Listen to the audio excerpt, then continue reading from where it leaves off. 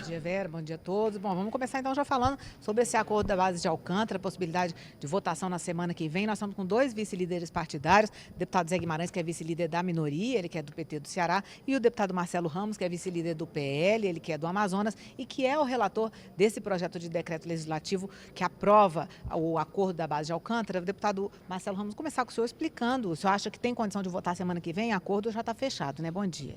Eu acho que tem plenas condições de votar semana que vem, não há acordo de mérito, nós temos alguns destaques para serem votados, mas há uma maioria bem consolidada no sentido de que o projeto que trata do acordo de salvaguardas tecnológicas possa ser aprovado e a base de Alcântara possa dar retorno científico, tecnológico e financeiro para o nosso país. Uma base muito importante, subutilizada e que a partir da confirmação da Câmara em relação a esse acordo, passará a ter uma utilidade importante para o Estado do Maranhão e para o Brasil.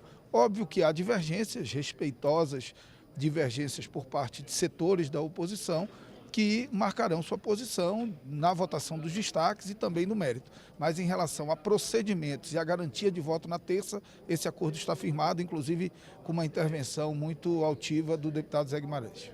Bom, deputado Zé Guimarães, então a questão é não ter obstrução para adiar a discussão, a votação do projeto de decreto legislativo em si. Agora, qual que é a posição da minoria, do PT, em relação a esse projeto que aprova esse acordo?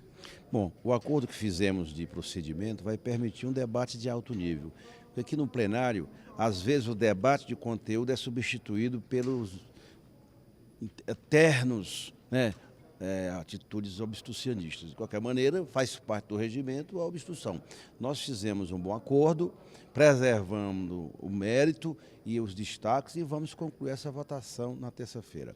A minoria, composta por vários partidos de oposição, com exceção do PCdoB, que é do governador Flávio Dino, que nós respeitamos, tem uma posição favorável ao projeto de decreto legislativo. E, portanto, tem essa divergência. A minoria não tem uma posição oficial. A bancada do PT, evidentemente, nós temos um entendimento de que há um processo de desconstrução da soberania nacional, respeitando aquilo que o meu amigo e deputado Marcelo Ramos, que respeito muito e temos um extraordinário diálogo. Aliás, devo dizer que a matéria mais polêmica de votação aqui nesta casa foi a reforma da Previdência esse ano. E ele presidiu a comissão especial sem crise. Esse comportamento deveria servir como referência, como norma, como regra, para evitar, por exemplo, o que aconteceu ontem na Comissão de Constituição e Justiça da votação, tentativa de votação da segunda instância, da prisão de segunda instância. Portanto, esse debate tem que acontecer. Nós temos uma posição contrária a esse projeto de decreto, por entender que o Brasil perde sua entrega para o mundo, para os Estados Unidos, uma das principais bases militares, e, portanto, tem a ver com a questão da soberania. Mas nós vamos discutir o mérito na terça-feira. Importante é o debate e a maioria, claro, que vai decidir. Fizemos um acordo de procedimento, preservamos destaque, talvez o destaque melhore o texto. O PT tem 2 ou 3 destaques, o PDT tem outro. Então fizemos um bom acordo, porque a casa é assim, tem que falar. O parlamento é falar, é dialogar. Isso tem que ser como uma regra permanente aqui dentro. Bom, deputado, o senhor estava falando da CCJ, Comissão de Constituição e Justiça, já passou para o nosso próximo ponto, porque os dois deputados aqui são integrantes da Comissão de Constituição e Justiça, estavam ontem na discussão, uma reunião longa de mais de 4 horas de debates, em que acabou sendo lido o relatório da deputada Caroline Detoni, do PSL de Santa Catarina, admitindo, considerando constitucional essa proposta de emenda da Constituição que prevê a prisão após a segunda instância. Os deputados vão comentar um pouquinho como é que foi o debate ontem e o que se espera, já que a CCJ ainda foi lido o relatório, depois vai ter uma audiência pública semana que vem sobre o assunto e depois a CCJ vai analisar a admissibilidade, que é o primeiro passo da proposta, né, deputado Marcelo Ramos? Olha, eu acho que houve um assodamento no que diz respeito ao tratamento dessa matéria, deu um sinal de um confronto com o STF, o que não é bom para o equilíbrio e a harmonia necessária entre os poderes. O STF deve julgar hoje a questão da segunda instância e a Câmara acabou se assodando na CCJ, votando um relatório que, na minha opinião técnica, contraria uma cláusula pétrea da Constituição, que é a presunção de inocência. Eu acho que esse é um debate que o Supremo enfrenta há anos, com maioria muito apertada, sempre 6-7, 6-5, 7, então sempre maiorias muito apertadas. e a Câmara, de uma hora para outra, atropelou esse debate muito mais maduro no Supremo do que aqui na Câmara. Matérias de natureza constitucional não podem ser movidas por uma opinião pública conjuntural, que muda de acordo com o momento da vida política do país. Nós estamos falando de direitos e garantias individuais que precisam ser preservadas.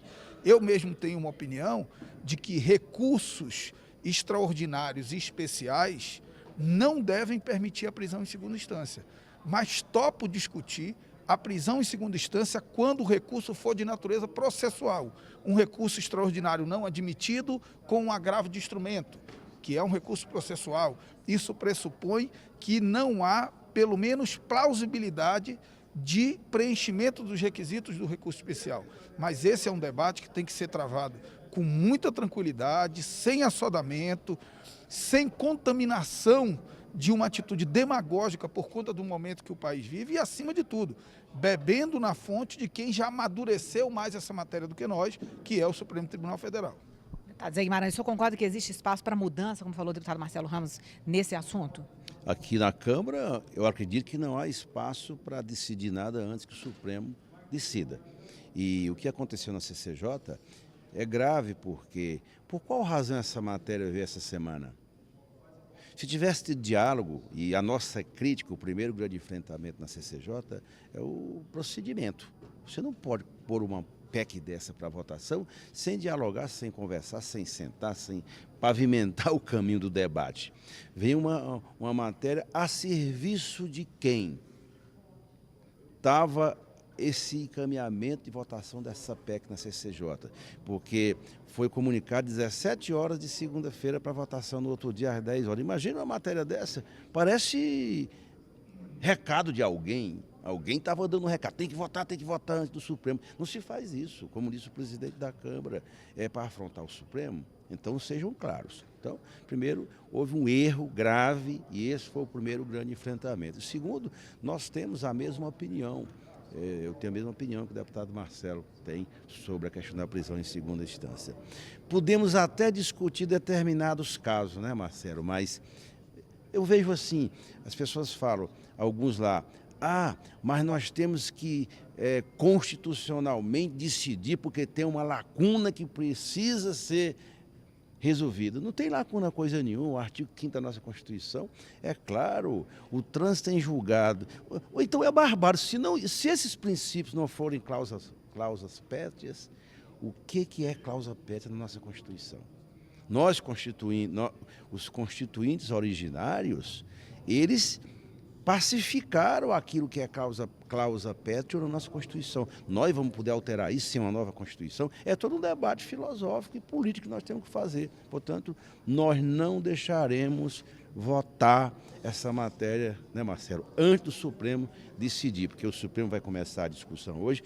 E eu vi uma notícia, querem votar para soltar o Lula. Não tem nada a ver, não está em discussão. Os recursos do Lula são outros. Mentem, inclusive, quando dizem que vão soltar, se aprovar, se o Supremo mudar, 290 mil presos vão ser soltos. Isso é uma mentira do tamanho do mundo, até porque o Conselho Nacional de Justiça divulgou, Marcelo, de ontem para hoje, o número é 4.900, 5 mil pessoas que poderiam ser, né, atingidas por essa decisão do Supremo. Mas eu acho que o Supremo tem, como guardião da nossa Constituição, tem todas as condições de tomar a decisão e vamos aguardar a decisão do Supremo. Ok, deputado Marcelo Ramos, obrigado pela entrevista. Deputado Zé Guimarães, vamos continuar acompanhando a CCJ e continuar essa discussão na semana que vem, a audiência pública. Vera.